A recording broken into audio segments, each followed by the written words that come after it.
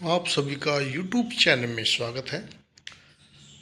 साथियों, आज के वीडियो में ACLDC 2024-2025 का जो एग्ज़ाम हुआ है CAPF यानी CRP, BSF, RTP, SSB, उसका पहला पेपर है। क्योंकि पहला पेपर सभी का सेम होता है, यह पेपर आगे आने वाले LDC एग्ज़ाम के लिए भी महत्वपूर्ण है, क्योंकि आपको इससे एक आइडिया मिलेगा किस तरह के क्वेश्चन आते हैं और सिलेबस क्या रहता है। 25 क्वेश्चन इससे पहले वीडियो में हम कर चुके हैं, 25 अब इस वीडियो में करेंगे। दूसरा, जो 2020 तक या 21 तक जो भर्ती हो चुके हैं कांस्टेबल और वो LDC एग्ज़ाम का देना चाहते हैं, चाहे CAPF के SSB से हों, CRP, BSF, ITBP से, सभी के लिए सिलेबस लगभग सेम है। थोड़ा सा क्वेश्चन का अप डाउन हो जाता है, यानी कि आपको भी बेनिफिट मिलेगा, एक आपको आइडिया मिलेगा ये क्वेश्चन देखने से। तो चलते हैं क्वेश्चन नंबर 26 पे। ये करंट अफेयर का क्वेश्चन है। सैम आल्टमैन, जिन्होंने हाल ही में भारत का दौरा किया, निम्नलिखित से किस कंपनी के CEO हैं?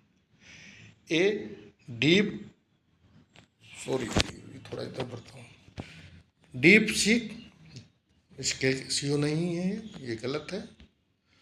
ग्रोक नहीं, जेमनी AI नहीं, ओपन AI, यानी कि ये ओपन AI के CEO हैं जिन्होंने भारत का भी दौरा किया।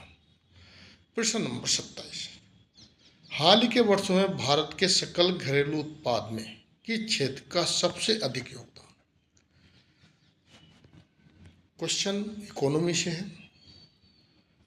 कृषि का नहीं है, कृषि का इतना योगदान नहीं है जब आप परसेंटेज में जाओगे। उद्योग का भी इतना नहीं है। खनन का नहीं, सेवाएं यानी सर्विस, इसमें सब आ जाते हैं। आपकी सर्विस, जितनी भी सर्विस है, चाहे हॉस्पिटल हो, रेलवे हो, या आपका कोई भी जैसे म्यूनसिपल कॉरपोरेशन हो, ये सभी सेवाओं में आता, तो सबसे बड़ा योगदान इन्हीं का है। प्रश्न नंबर 28, सेबी के नए अध्यक्ष के रूप में किसे नियुक्त किया गया और सेबी का प्राथमिक कार्य क्या है?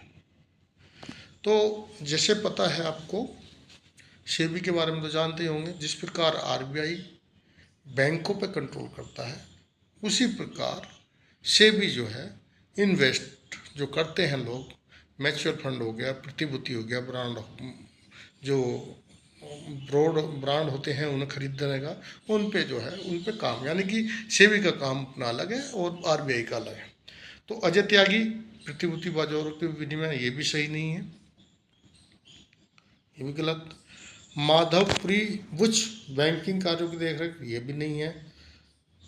तुहित कांत पांडे प्रतिभूति बाजारों का विनिमय, ये सही है इसका। एसमन सार्वजनिक उद्योगों का प्रबंध, ये भी गलत है इसका, DB। तो इसका आंसर C बिल्कुल राइट है।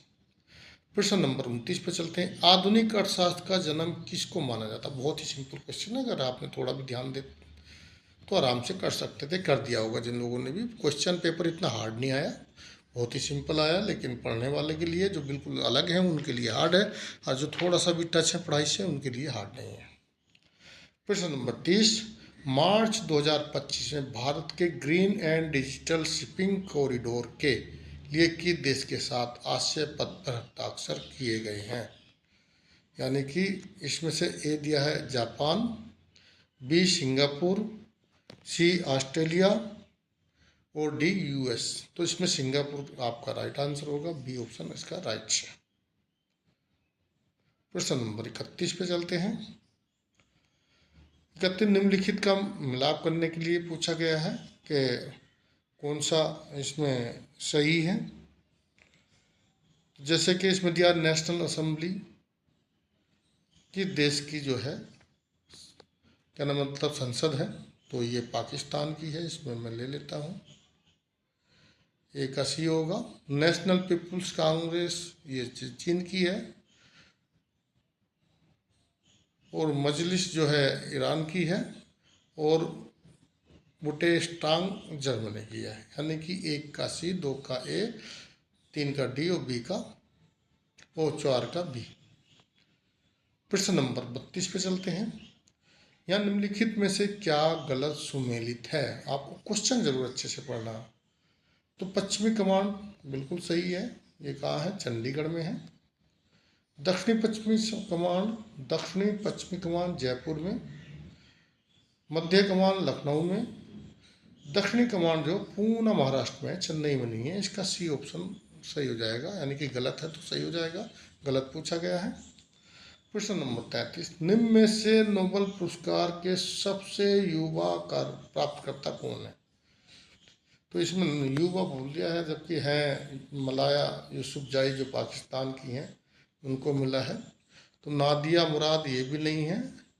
रुडयार्ड किपलिंग ये भी नहीं है। लॉरेंस ब्लॉक नहीं है। मलासा यूसुफजाई एक लड़की थी पाकिस्तान की, सबसे युवा अभी तक की उसको है नोबेल पुरस्कार प्राप्त करने वाली। सिंपल ही है, ये कई बार आपने पहले भी पढ़ लिया होगा। डैश और पेरिस ओलंपिक 2024 के समापन समारोह में भारत के ध्वजवाहक। तो PR श्री राजेश मनु भास्कर ये नहीं है, गलत है इसका। अभिनव बिंद्रे, मेरी कौन, ये बहुत पुराने हो गए, इनका तो नाम उपरोक्त में से कोई नहीं। तो PV सिंधु और शरद कमल ये इसका सही आंसर है। बी ऑप्शन इसका राइट है। नेक्स्ट क्वेश्चन पे चलते हैं। ये दोस्तों LDC एग्ज़ाम 2024-25 का फर्स्ट वाला पेपर है, जो सभी का सामान्य आता है। CRP BSF ITBP सभी के लिए। इसमें जो है ये साइंस का क्वेश्चन है। NaCA दिया गया उदाहरण किसका है? तो इसमें मैं सीधी आपको बता दूं, संयोजक बंधक ये नहीं है, ऑक्सीकरण नहीं है, ये आयनिक बंधन इसका राइट आंसर होगा बी। अभी ये साइंस के क्वेश्चन हो गए। प्रतिक्रियाशील के घटते क्रम में विस्तृत कीजिए, यानी कि ये जो कुछ खनिज दिए हैं उनका घटते क्रम में आपको बताना है। तो इसमें सबसे कम जो है KNaCA मैगजीन, यानी कि इसका 36 का ए वाला राइट आंसर होगा। ये साइंस का क्वेश्चन है, आप इसको देख लेना।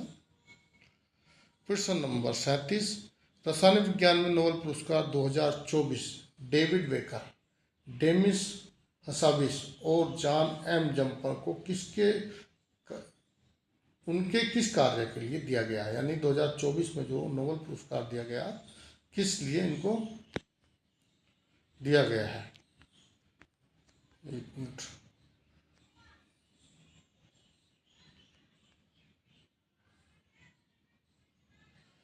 DNA अनुक्रमण का विकास के लिए नहीं, पहला वाला इसका ये सही नहीं है।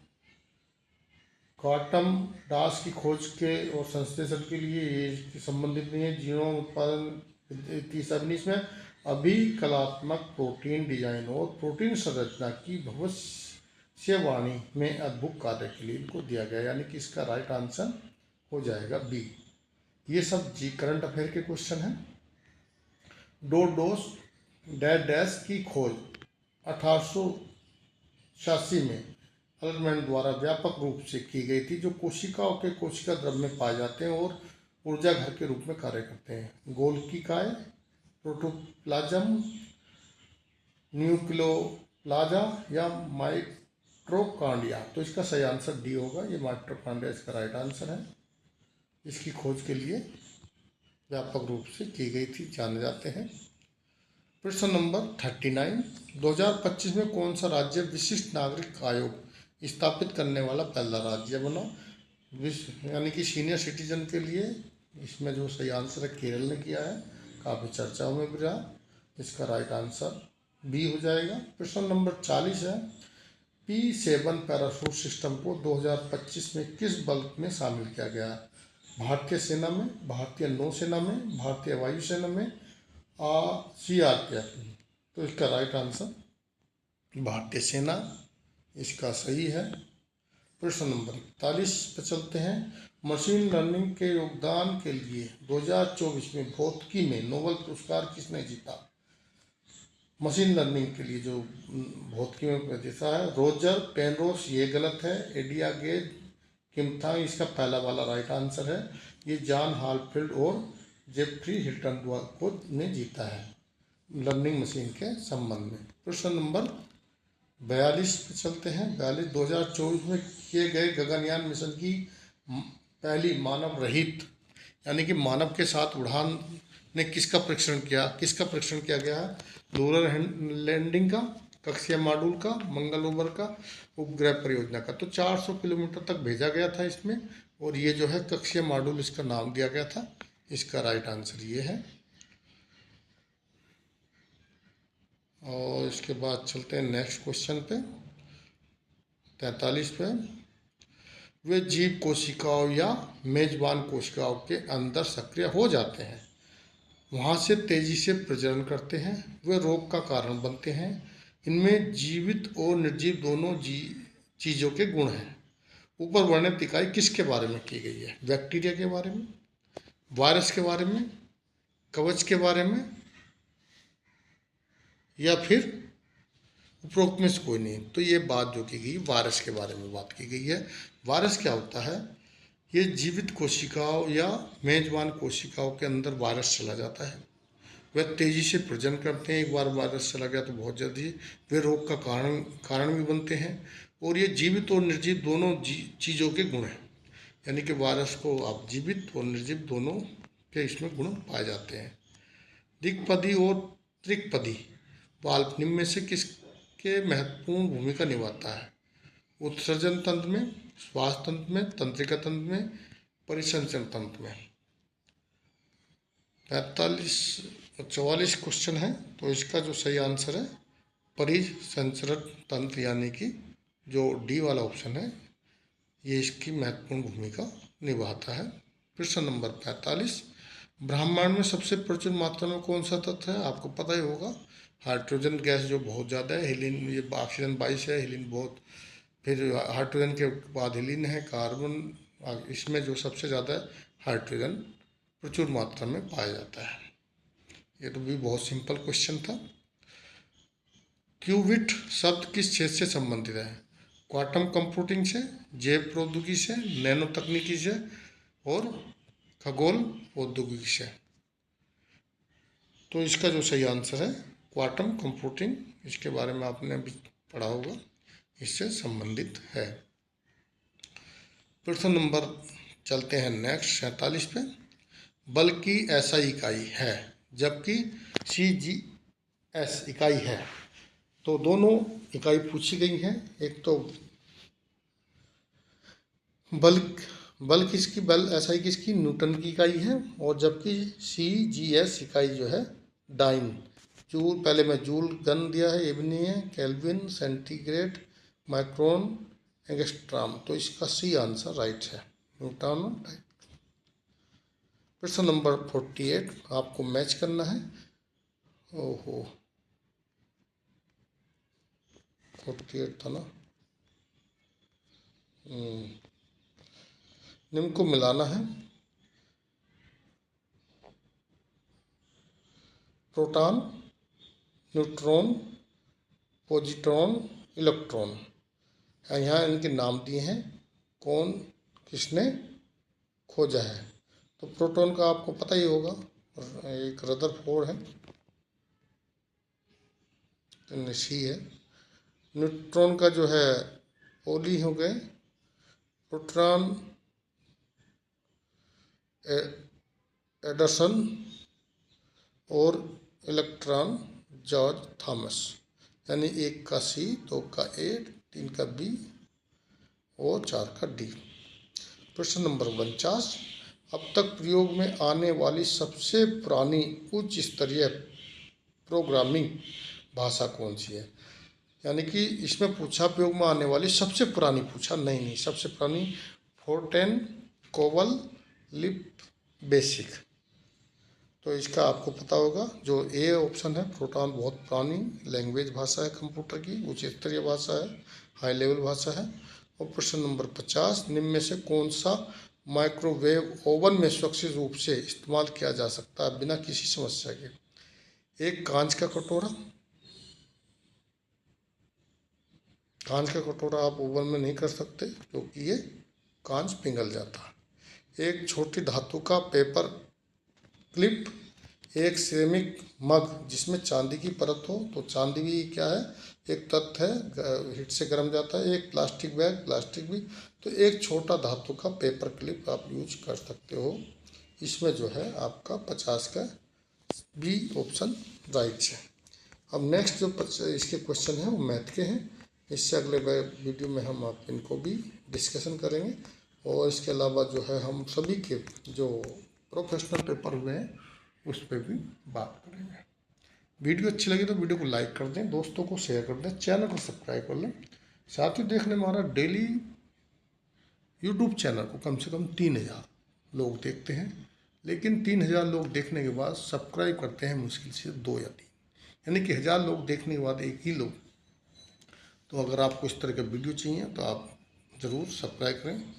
वीडियो देखने के लिए थैंक यू, धन्यवाद।